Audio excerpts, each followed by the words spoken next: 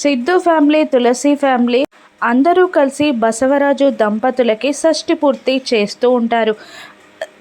సిద్ధు వాళ్ళ అమ్మని ఆడవాళ్ళందరూ కలిసి పెళ్లి కూతుర్లా రెడీ చేస్తూ ఉండగా బసవరాజుని మగవాళ్ళందరూ కలిసి పెళ్లి కొడుకులా రెడీ చేస్తూ ఉంటారు.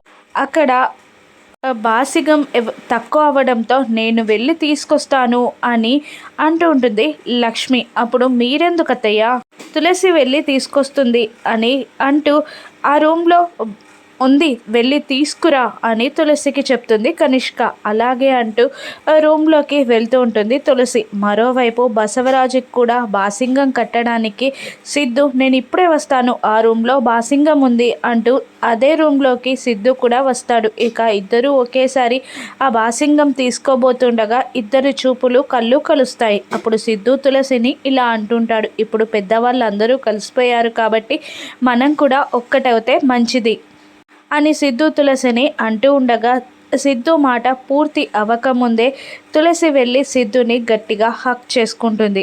ఆ మాటకి సంతోషపడతాడు సిద్ధు కూడా. తులసి అలా హక్ చేసుకునేసరికి సిద్ధు సంతోషపడిపోతాడు. ఇక తులసి సిద్ధుని వదిలిపెట్టి వెళ్ళబోతూ ఉండగా తులసి చేయి పట్టుకొని తన దగ్గరికి లాక్కొని తులసి నడుం చుట్టూ చెయ్యి వేసి తులసి కళ్ళలోకి చూస్తూ తులసికి లిప్ కిస్ ఇవ్వబోతూ ఉంటాడు సిద్ధు.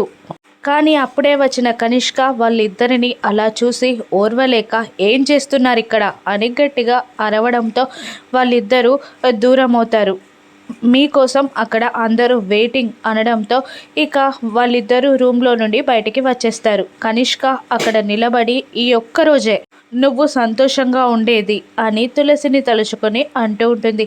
కనిష్క బసవరాజుల ప్లాన్ ఏంటి, తులసి ఇంట్లో నుండి ఎలా వెళ్ళిపోబోతుంది, సిద్ధు ఆపనున్నాడా, రాను ఎపిసోడ్స్లో చూద్దాం. Thank you for watching.